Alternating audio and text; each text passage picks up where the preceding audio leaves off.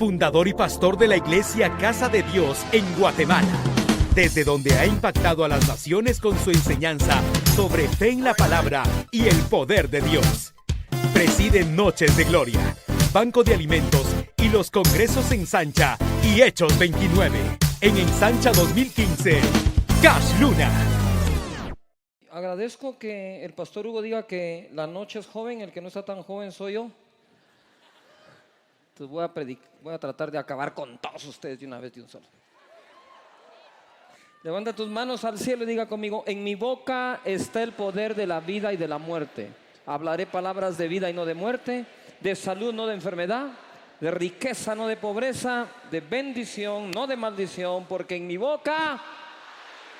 Dale un fuerte aplauso a la palabra del Señor. Pueden tomar su lugar. Proverbios 4:18. Mas la senda de los justos es como la luz de la aurora, que va ¿qué? En aumento. Diga conmigo: aumento. Hasta que el día es ¿qué? Perfecto. Levanta tus manos y di conmigo: mi vida va en aumento hasta que sea perfecta. Y les dije hoy en la conferencia anterior que me tocó de que el Señor habla de que Él va a terminar la obra, que su Padre trabaja, que Él trabaja y por lo tanto nosotros trabajamos. Lo que quiero decir es que nosotros no hemos recibido de parte de Dios el derecho de parar. No sé en qué momento nosotros nos tomamos algunos derechos que Dios no nos ha otorgado. Dios no nos ha otorgado el derecho de parar, nosotros debemos de continuar. Si eres un empresario, continúa. Y tú dices: pero es que es mucho el estrés. Sí, pero también es mucho el trabajo que generas. Tienes que aprender a manejarlo y seguirlo generando, porque tenemos el deber de seguir creciendo, como la luz de la aurora hasta el día que es ¿qué? Perfecto. Y entonces les hablé de la zona de confort. Zona de confort es aparente estado de comodidad. Todo el mundo diga comodidad. Que te lleva a la muerte en vida. Justificación perfecta para no hacer, no crecer, no arriesgarse y no vivir. Repito: justificación perfecta para no hacer, no crecer, no arriesgarse y no vivir. Esa zona de confort es la primera que nosotros tenemos. Es donde nosotros solemos acomodarnos. Nos acomodamos y las cosas empiezan a cambiar no para bien, empiezan a cambiar para mal. Si nosotros nos acomodamos en lo que sea, vamos no para bien, vamos para mal. Eso incluye todo, todas las áreas de nuestra vida. Si tú te empiezas a acomodar en la vida, antes eras un joven, hacía deporte, ibas al gimnasio, no, ahora es televisión, sentado comiendo algo. No vas para algo bueno, vas para algo ¿qué? Malo. Cuidaste tu salud en un tiempo y ahora la vas a ¿qué? A destruir. Vuelven a la zona de ¿qué? De confort. En una ocasión, después de las noches de gloria, fuimos a cenar a un lugar. Y la gente pidió de todo lo que se le puede ocurrir. Y el Espíritu Santo me habló y me dijo: vienen a que los sane e inmediatamente empiezan a comer para volverse a enfermar. Y me dice: quiero que le pongas atención a la mesa, todo lo que en la mesa está que puede causar enfermedad. Entonces viene el Señor, los sana y luego vuelven a su zona de confort. ¿Por qué? Porque entrar en una disciplina de alimentarnos bien es salir de la zona de confort. Eso lo estoy dando en un ejemplo sencillo, práctico, de la vida de todos los días. Pero es así en todo. Luego de eso, si nosotros queremos emigrar a una nueva zona, la zona que nos está esperando es la zona del miedo. Porque las cosas nuevas, no importa si son buenas o malas, nos pueden traer miedo. Y entonces ese miedo nos puede paralizar. Y ahí es donde me quedé y ahí es donde ahora voy a arrancar. Esa zona de temor se le llama la zona de transición. Diga conmigo: transición. Y vimos que el pueblo de Egipto, cuando estaba en el desierto, en su zona de transición, empezó a protestar y querían levantar un capitán que los regresara a la zona de acomodamiento, porque para ellos era más cómodo ser esclavo y comer ajos, cebollas, puerros y lo que les daban por hacer ladrillos, que seguir el camino hacia una tierra prometida donde fluía leche y miel. Quiero decirte que el camino al éxito en tu vida ministerial, familiar, personal, individual, como nación, no podemos volar de Egipto a la tierra prometida sin pasar por un desierto.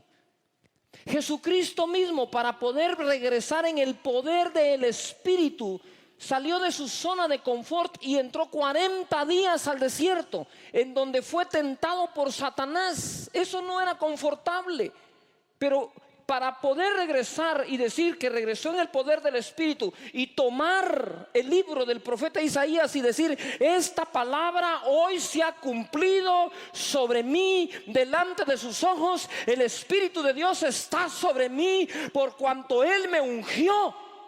Tuvo que pasar por la zona de la incomodidad, de la transición. Tu vida espiritual está estancada no porque el pastor no predica bien. No. Tú solo te estancaste. Dejaste de buscar. Encontraste tu zona en la que te sientes cómodo, bien, no más. Ahí estás guardadito, protegido. Tenemos que emigrar de esa zona. Esa zona no es buena. Tenemos que mantenernos ¿en qué? En movimiento. Diga conmigo, movimiento. Todo lo que no se mueve, se muere. ¿Cuál es el problema de un agua estancada? Que va a producir muerte. Si la tierra se detiene en su rotación, nos fuimos horribles. Pero mírelo usted en una persona que está enferma, que por alguna razón no se puede mover. Aparte de no poderse mover, los males que le vienen por no tener movilidad. Llagas, se empiezan a paralizar los órganos. Por lo tanto, la vida misma dejada por Dios nos dice: muévanse. En la guerra, cuando se estaba en la guerra, si te estancabas en un lugar eras blanco fácil. Por eso te gritaban: muévete. Había que moverse. Y el Señor siempre está haciendo por eso cosas que nuevas. Debemos dejar a un lado el temor. Y como digo yo, hay que hacer las cosas con todo y miedo. Con todo y miedo. Miren, miedo es algo que todos tenemos en común. Siempre va a existir miedo a algo. Por supuesto, hay unos miedos, como la vez pasada estaba oyendo yo a una comediante española y decía que estuvo estudiando, viendo un canal de televisión que hablaba de los temores. Y dice: los temores, los mayores temores a animales son a 3 animales, dice. El temor a las ratas, a las arañas y a las serpientes. Y dice: pues hombre, eso no es temor, eso es sentido común. Me sale una serpiente, salgo corriendo, no estoy pensando si tengo miedo o no. Porque si está la serpiente venenosa, usted dice: no te tengo miedo, y lo muerde con todo y sin miedo, se va a ir horrible. No sé si me estoy explicando, pero se murió sin miedo. Se murió por eso que usted pensó. Es que lo pensaron. Yo tengo un discernimiento tremendo. A ver, Hernán, profeta, ¿qué pensaron todos esa palabrita ya? La misma que vos pensaste. Todo, diga conmigo, todo lo bueno comienza con algo de miedo.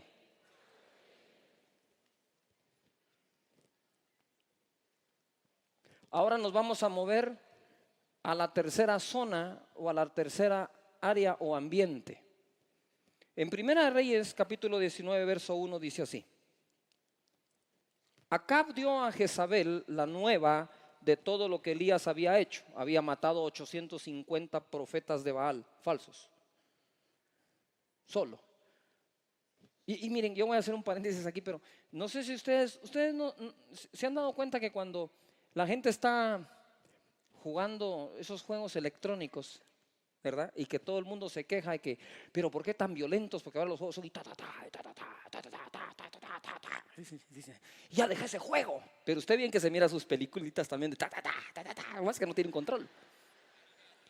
Pero yo quiero que usted se imagine que hagamos un juego electrónico de Elías.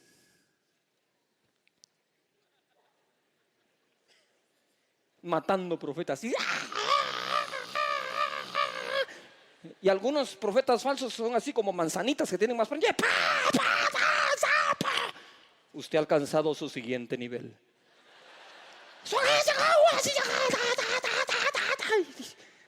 Y usted jugando, ¿verdad? Juegos bíblicos. No, pero ese no es el mejor. El mejor es cuando Saúl el rey, para entregarle a su hija, le dice a David: quiero 300 prepucios de los filisteos. Y un juez, usted se imagina jugando de David trayendo los prepucios. ¡Saca! Bíblico. Y usted se asusta porque su hijo está y inútil, nunca pasa del primer nivel. Mejor ore porque por lo menos pase al segundo. O de Pedro cortando orejas. La unción de Pedro. Pues Elías venía de matar 850 profetas. Ay, Señor, perdona a los que no saben lo que oyen.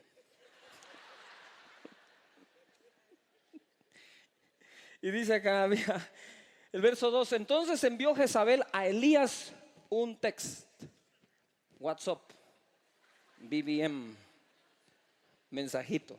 Le mandó su mensajito y le dijo: así me hagan los dioses. ¿Cuáles? Si estaba demostrado que no habían dioses, y Elías lo había demostrado. Y aún me añadan, si mañana a esta hora yo no he puesto tu persona como una de ellos, como la de uno de ellos. En el verso 7 dice: un ángel visitó al profeta. El profeta andaba de bajón, le agarró la depre. Entonces, cuando usted esté así medio depre, diga: tengo la depre de Elías, para que sea así con clase, ¿no? Usted diga: el espíritu de Elías me agarró, pero el de que salió corriendo para la cueva. Y dice: y volviendo el ángel de Jehová la segunda vez, lo tocó diciendo: levántate y come, porque largo camino te resta. Se levantó pues y comió y bebió, y fortalecido con aquella comida, caminó 40 días. No sé si el milagro es caminar los 40 días o el tipo de comida que tuvo, porque aguantar 40 días con una sola, solo Dios. Y 40 noches hasta Horeb, que quiere decir el monte de ¿qué? De Dios. Y uno dice: bueno, caminó al monte de Dios, todo va bien. Y dice: y allí se metió en una cueva. ¿A quién se le ocurre ir al monte de Dios para esconderse? Pon atención. En el Carmelo él estaba en gran batalla, y en el de Dios él estaba escondido. Así somos, ¿no es cierto? Subimos y ¿qué? Bajamos. Pero tiene que prevalecer la fe de Dios en nuestros corazones. Y dice: se metió en una cueva donde pasó la noche, y vino a él palabra de Jehová, el cual le dijo: ¿qué haces aquí, Elías? Él respondió: he sentido un vivo celo por Jehová, Dios de los ejércitos, porque los hijos de Israel han dejado tu pacto, han derribado tus altares y han matado a espada a tus profetas, y solo yo he quedado, y me buscan para quitarme la vida. Él le dijo: sal fuera. Aquellas conversaciones con Dios, ¿verdad? Uno se pone todo poético y: Señor, lo que me están haciendo, la persecución injusta que hoy tenemos. Ahí me metió en el cuarto, ahí, fuera ahí. Ya, fuera, hombre, ya, salite. No, hombre, aquí está bonito. Elías es todo un personaje, ¿no creen ustedes? Y dice: y ponte en el monte delante de Jehová. Y aquí Jehová pasaba, y un grande y poderoso viento que rompía los montes y quebraba las peñas delante de Jehová, pero Jehová no estaba en el viento. Y tras el viento un terremoto, pero Jehová no estaba en el terremoto. Y tras eso vino el fuego, y tampoco estaba, hasta que en el silbo apacible él salió. ¿Qué es lo que quiero decirte? Es que cuando nosotros queremos ir a otro nivel, ese miedo nos puede invadir. ¿Cómo le invadió a Elías? Dice la Biblia que Elías era hombre sujeto a pasiones de hombre. ¿Qué pasiones? No se registra que anduvo con mujeres. ¿Qué pasión se le registra a Elías? La pasión que yo le registro a Elías es el temor. Y el miedo, señores, es una pasión. Por eso hay películas de terror. Las películas de terror se venden, pero mire, es un producto súper vendible. Porque a la gente, no sé por qué, le gusta sentarse a ver una película de miedo. No sé si usted de niño vio bueno, imagínese, yo todavía vi televisión blanco y negro. Callados. O el espíritu de Elías más agarra que a mí. Y entonces, ¿qué pasó con eso? ¿Qué pasó? Uno se iba a ver la cabeza maléfica, el abominable no sé qué de la laguna, el hombre sin cabeza, Drácula, el sombrerón, la ciguanaba. Entonces, y yo me acuerdo que íbamos, y qué ganas de verla, y a la vez. Y uno vive pared con pared. Y cuando terminaba la película, señora, ¿me puede ir a dejar a la casa? Y le preguntaba a uno, ¿tenés miedo? No, lo que pasa es que es muy peligroso. Peligroso en los años, no, qué peligroso es. Ahí a la vecindad, sale uno de una puerta y se mete a la otra. Eso eran las casas, ¿verdad? Pero ahora sí va a dejarme. Y a uno lo vacilaban los viejitos, ¿verdad? ¿Tenés miedo, verdad? No. Y uno llegaba a la casa y, no apagues la luz, mamá. ¿Tenés miedo? No, voy a leer el Salmo 91.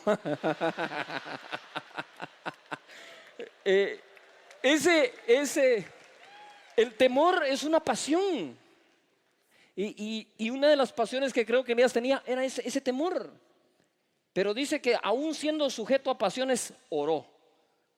Y Dios le escuchó y le respondió. Uno puede pasar a la siguiente etapa si uno sabe qué tiene y a quién tiene con uno. En Mateo capítulo 14, Pedro le pregunta a Jesús, ¿eres tú, Señor? Porque creían que era un fantasma en la tormenta, en el agua. Y Jesús le dijo, tened ánimo. A ver, todo el mundo diga ánimo. De nuevo diga ánimo. Yo soy, no temáis. Mire lo primero, yo soy, no temas, Pedro. Ánimo. Entonces le respondió Pedro y le dijo, Señor, si eres tú, manda que yo vaya a ti sobre las aguas. Y el resto ya lo saben, se hundió. Y les voy a repetir algo que ya les enseñé. Estoy yo en este pasaje y el Señor me pregunta, ¿por qué se hundió Pedro? Yo le contesté pues, la respuesta más sencilla que encontré. Pues porque tuvo miedo, porque cuando vio la tormenta, porque dudó. Y el Señor me dijo, ese es el primer nivel de discernimiento, pero te voy a llevar a otro nivel de discernimiento. Dijo, Pedro se hundió por la sencilla razón que se atrevió a caminar. ¿Todavía están acá? Si Pedro se queda en el bote, pues nunca se hunde. Pero Pedro se animó a salir de la zona de confort.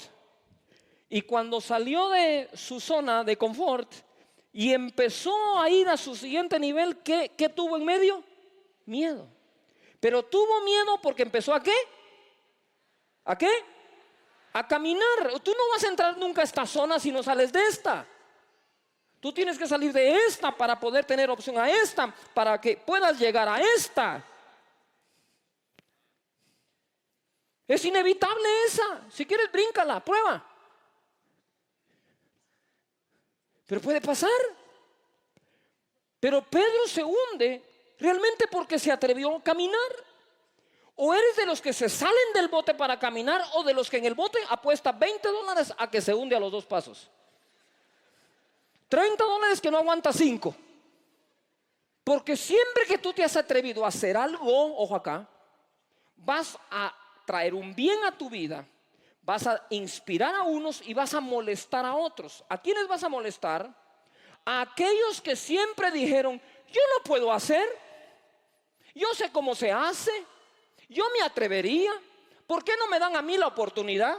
Pero cuando la han tenido enfrente no la toman. Y entonces cuando alguien logra lo que ellos siempre pensaron que se podía lograr, pero tuvieron una lista de excusas para no lograrlo, saltan y empiezan a que se hunde, a que se hunde. ¿Ustedes no han visto este mal generalizado en la mente del evangélico? Que cuando Dios levanta a un hombre, empiezan unos, ahí vas a ver que va a caer. ¿Qué les pasa? Confesando eso de las personas, en lugar de declarar Dios lo guarde, Dios lo cuide, Dios va con él, Dios va con ellos, Dios no los va a desamparar, Dios no los va a dejar, Dios. No empiezan, mira.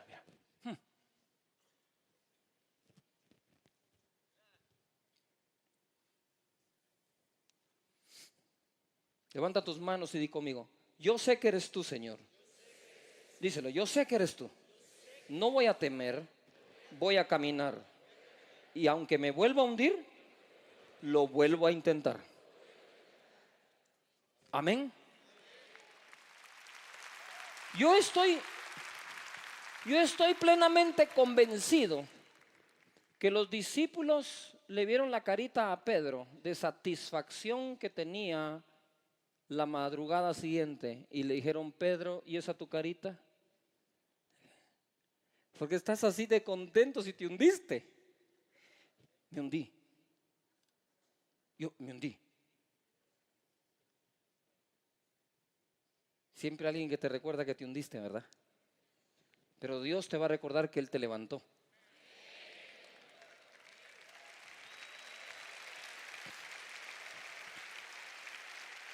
Y cuando le dice, Pedro, si tú deberías de estar friqueado, deberías de estar con miedo, ¿tú volverías a intentar caminar sobre el agua? Y creo que Pedro les contesta, aunque me vuelva a hundir, porque la sensación de tener el agua debajo de los pies y caminar 3, 5, 7 pasos, señores, valió la pena. Ahora, ojo, cuando tú te lanzas, hay probabilidad de que fracases y probabilidad que tengas éxito. Y ninguna de las dos probabilidades es 1. Es decir, no es 100% seguro que fracases, no es 100% seguro de que triunfes. Pero sí hay una probabilidad de la que te quiero hablar. Es 100% seguro que si te hundes, el Señor no te deja ahí, te levanta. Entonces, si sabes que te va a levantar y no va a dejar que te ahogues, hay que lanzarse. Pastores, ¿por qué tienen miedo de hacer los proyectos? Háganlos con todo y miedo. Y es que la gente puede decir, igual van a decirse un montón de ovejas, igual hablan, hombre. Dele. Y ojo, hay que hacerlo. Y ovejas, no presionen a sus pastores a que sean perfectos y nunca se equivoquen. Déjenlos que se equivoquen. Ojalá oyéramos el 100% de las veces a Dios. Usted sabe lo que dentro de nosotros gime a Dios por siempre escucharlos y nunca equivocarnos en una decisión. Pero nos equivocamos. Pero Dios no por eso nos abandona. Está con nosotros. Pedro se hundió, sí, pero volvió a caminar. Ahora diga conmigo fuerte, diga conmigo, levante las manos y diga conmigo, la comodidad. Ahora fuerte, diga el miedo. Y ahora diga el aprendizaje. Mateo capítulo 17, 14 dice, cuando llegaron al gentío, vino a él un hombre que se arrodilló delante de él diciendo, Señor, ten misericordia de mi hijo que es lunático y padece muchísimo, porque muchas veces cae en el fuego y muchas en el agua. Y lo he traído a tus discípulos, pero no le han podido sanar. Respondiendo Jesús le dijo, oh generación incrédula y perversa, ¿hasta cuándo he de estar con vosotros? ¿Hasta cuándo os he de soportar? Traédmelo acá. Y reprendió Jesús al demonio, el cual salió del muchacho y éste quedó sano desde aquella hora. Viniendo entonces los discípulos a Jesús aparte, dijeron, ¿por qué nosotros no pudimos echarlo fuera? Diga conmigo, hay que preguntar. Jesús le dijo, por vuestra poca fe, porque de cierto os digo que si tuvieres fe como un grano de mostaza, diréis a este monte, pásate de aquí a allá y se pasará y nada os será ¿qué? Imposible. 21, ojo, pero este género no sale sino con oración y ayuno. Di conmigo, aprender.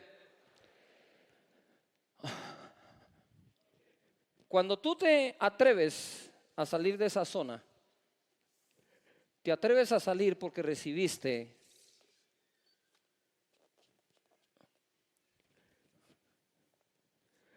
una revelación. Dios te revela alguna de sus verdades. Si eres tú, manda que yo vaya a ti sobre el agua. Ven. Ese rema, esa palabra de ese momento hace que tú saltes de ahí para acá, aunque tengas que pasar por ahí en medio. Esa revelación es la que hay que buscar. Buscar a Dios para que Él hable y nos diga, para que nos guíe y nos dirija, es lo que nosotros necesitamos. Ojo, los discípulos estaban en modo de aprendizaje. Dice el tipo: le traje a tus discípulos a mi hijo y no pudieron hacer nada. Él reprende al demonio e inmediatamente los discípulos preguntan: ¿por qué nosotros no pudimos? Mire esto. Ellos no hubieran preguntado eso si no en algún momento creían que sí podían. Es que si no creían que podían, ni siquiera lo hubieran intentado. No sé si me estoy explicando. Pero algo les pasó. Dije, pero nosotros, ¿por qué no pudimos? ¿Por qué nosotros no podemos hacer lo que puede hacer él o ella? ¿Por qué? Señores, nosotros tenemos que aprender a venir delante de Dios y hacerle preguntas a Dios. Cuando uno ora, uno declara su palabra, uno oye su voz, pero uno le pregunta a Dios: Señor, respóndeme, dime, ¿qué significa esto? ¿Qué es este pasaje? Quiero saberlo. ¿Qué está pasando? Toda la información que recibo me dice que esto es malo, pero ¿qué dices tú? Y el Señor te da una revelación.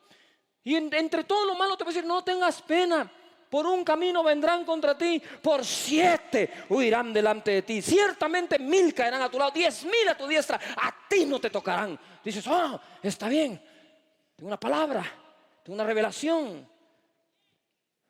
Cuando nosotros habíamos hecho la negociación por otro terreno de 43 manzanas, 80 y algo de acres, y eso se perdió. Yo entré en una frustración. Usted sabe lo frustrado que yo estaba: Señor, ¿y qué pasó? Y tú no guardaste la negociación. Yo te escuché a ti decir cuánto ofrecer, cuántos pagos hacer, de qué manera realizarlo, todo honesto, todo íntegro, todo como Dios manda.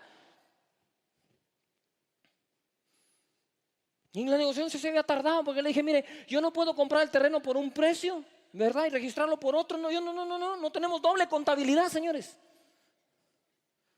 Todo bien hecho. Y entonces todo se arregló para eso. Y cuando estábamos listos, yo le digo: ¿puedo pedir las promesas de fe para decirles que vamos a comprar el terreno? Y me dijeron: sí. La otra semana firmamos. Y yo vengo y pido las promesas de fe. La gente las escribe. Y de repente se desaparecen las personas. Ahora entiendo que todo para bien. Y entonces cuando todo eso sucede, yo me quedo: Señor, me llaman, ya no hacen la negociación. Me junto con ellos, les llevé la caja de las promesas de fe de los que estaban ahí en ese momento en la iglesia. Quiero que lo sepan. Y la puse ahí. Y le dije: ¿yo qué le digo a esa gente? Y me dice: mire, los hermanos creen, como no son los suyos. Le dije: ¿y usted no es el pastor? Yo tenía en ese entonces 40 y pico de años.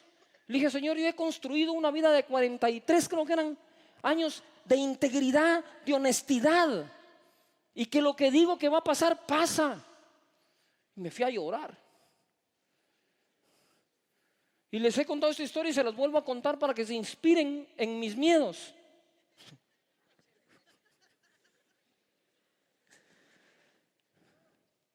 Y le decía yo a mi amigo Efraín, le decía: mira, yo me siento tan mal. Me siento así triste, molesto, hasta ganas de chupar tengo. Se lo dije, pero le dije: pero como soy cristiano no puedo. Ahí usted por dentro dice: dichosos los impíos. Le digo: pero no lo voy a hacer porque... Y yo digo: no entiendo por qué el Señor... Y Efraín me sacaba un versículo y me sacaba otro. Y mire, lo bajé la moto. Le dije: mira, no me saques versículos porque sé más que esos. Entonces yo le digo: mira, yo no entiendo por qué Dios me hace esto. Soy su amigo. Creo que soy su amigo. Así todo gacho, pero soy su amigo. Y le dije: y espero que Dios no esté oyendo lo que te voy a decirle. Imagínense si así estaba sin tragos, ¿cómo me hubiera puesto con unos? A ver qué me pasa. Y entonces le digo, mira, le digo yo, tengo 33 años de convertido y el licor no ha tocado mi boca.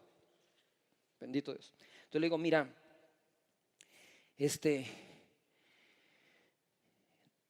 ¿a cada cuánto aparece un hombre que le cree a Dios por algo tan grande? Yo le estoy creyendo a Dios.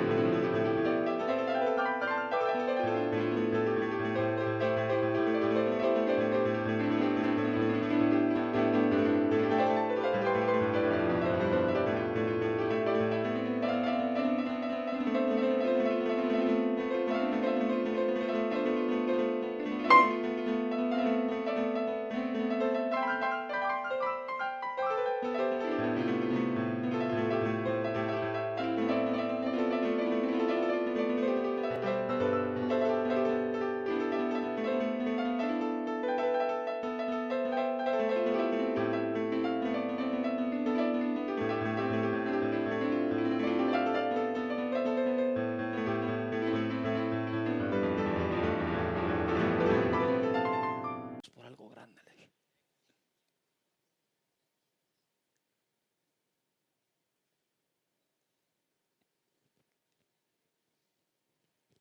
Y le dije, ¿por qué no prueba a Dios a hacer lo que hago yo? Le dije, que es sin ser omnipotente, ni omnipresente, ni omnisciente. Le creo. Porque Él hace todo porque es omnipotente, omnipresente, omnisciente. Así sí que fácil, pues. O sea, Él no tiene a alguien a quien creerle. No sé si me estoy explicando.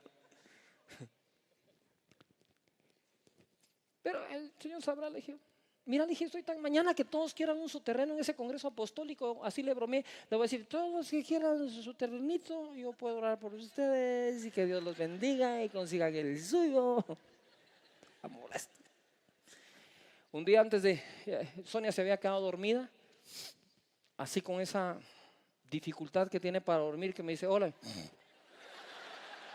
¿Han visto ustedes la jirafa de Madagascar?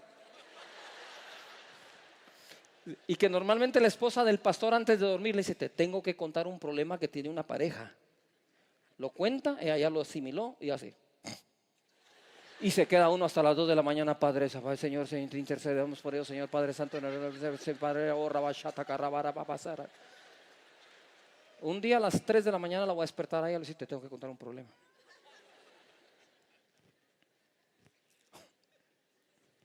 Y le estaba rascando la cabeza y me dice el Señor, te enseñaré cosas grandes y ocultas que tú no sabes. Y te daré un mejor terreno. Y construirás. Y te multiplicarás. Y me dice, ¿tú qué dices que pruebe a hacer yo lo que haces tú? Sin ser omnipotente, ni omnisciente, ni omnipresente. ¿Por qué no pruebas a hacer tú lo que hago yo? Me dijo. Que siendo omnipotente, omnipresente y omnisciente, confío en ti que lo vas a lograr.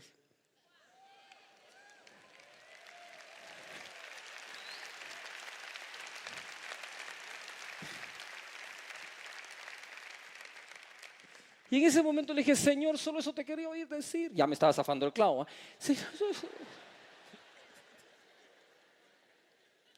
Señor, solo eso te quería decir. Le dije, porque dice tu palabra que el justo por su fe que vivirá. Y la fe es la certeza de lo que se espera, la convicción de lo que no se ve. Por lo tanto, si yo no tengo algo por qué vivir, es como que no estuviera vivo. Porque el justo por su fe vive. ¿Me estoy explicando? De tal manera que quedarnos acá, donde ya no vamos a emplear la fe, no vale la pena. Vale la pena lanzarnos a través de una revelación a lo que Dios nos dice y nos muestra, sin importar qué hay en medio, porque eso es estar vivo. No sé si me estoy explicando. Créele a Dios. Quiero terminar contándoles un poco la historia de David. ¿Se recuerdan ustedes que David era pastor ¿de qué? De ovejas. Y Goliat estaba allí fastidiando al pueblo por 40 días, 2 veces diarias. Cuando caminas en la revelación de Dios, venciendo ese temor, o con todo y él, te mueves a tu zona de victoria. Y hoy nos vamos a mover a la zona de victoria aquí. El Señor me dio una palabra profética para ustedes diciéndome: hoy empieza el tiempo de tus nuevas victorias. Y dice Dios: solo te pido que pelees tus nuevas batallas.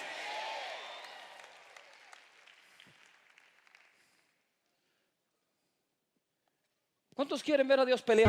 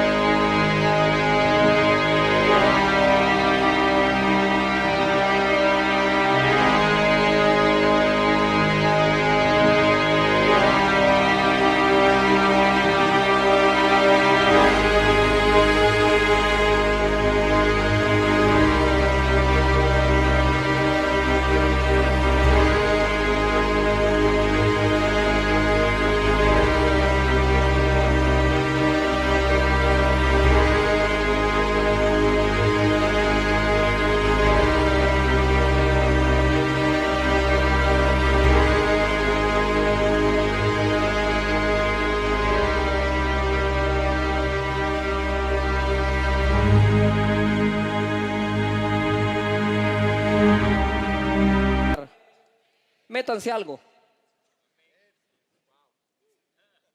Y entonces vas a ver a Dios pelear.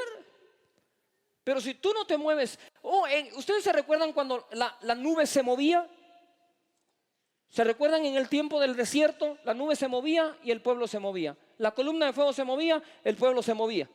Si se movía la nube, se movían ellos. Y Moisés comete un error, porque Moisés le dice a Dios: si tú no nos vas a sacar de aquí, si tu presencia no va a ir con nosotros, no nos saques de aquí. Y en ese momento Moisés le echa la culpa a Dios de estar en el desierto. O sea, porque tú no nos has sacado de aquí, es que estamos por 40 años aquí.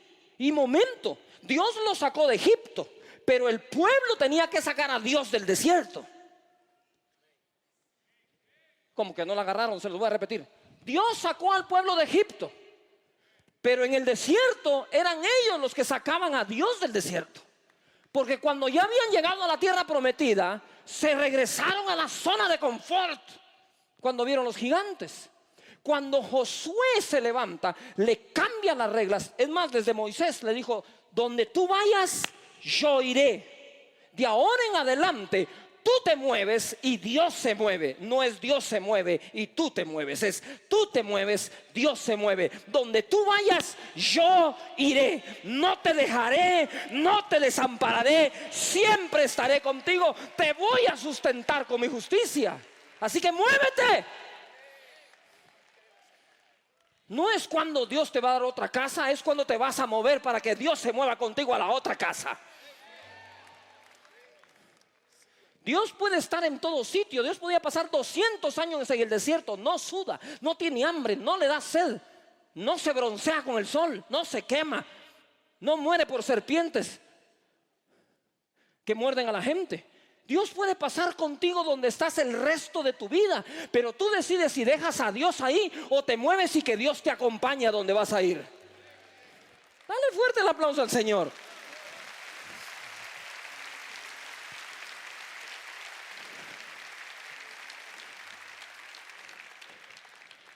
Revise su teología si quiere. ¿Por qué no nos ha sacado de aquí? ¿Y ahora yo qué? Yo aquí he estado con ustedes y me puedo quedar otros 200 años si quieren.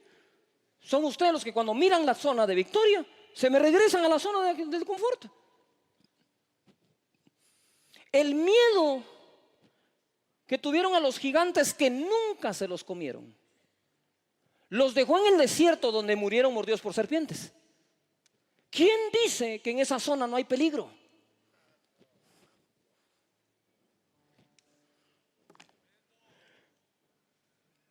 Claro que hay peligro, pero nos tenemos que mover. Mueve a tu familia, mueve a tu iglesia, pastor, mueve tu ministerio. Y cuando va David a pelear la batalla, dice en el verso 32, y dijo David a Saúl: no desmaye el corazón de ninguno a causa de él. Tu siervo irá y peleará contra el filisteo. Y le dijo Saúl a David: no podrás tú ir contra aquel filisteo para pelear con él, porque tú eres muchacho y él es hombre de guerra desde su juventud. ¿Verdad que no habló conmigo? Le digo, entonces, ¿por qué él sí puede ser hombre de guerra desde la juventud y yo no? Usted sabe que hay personas que siempre creen que la otra raza es superior.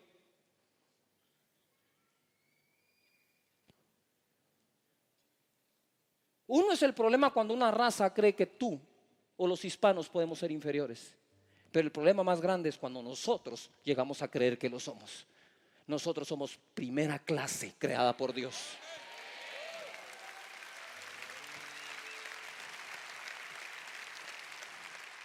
Levanta las manos y di conmigo: nosotros también podemos. Verso 34, David respondió a Saúl: tu siervo era pastor de ovejas de su padre. ¿Era pasado o seguía siendo? Porque el papá no le dijo que dejara de ser pastor de ovejas.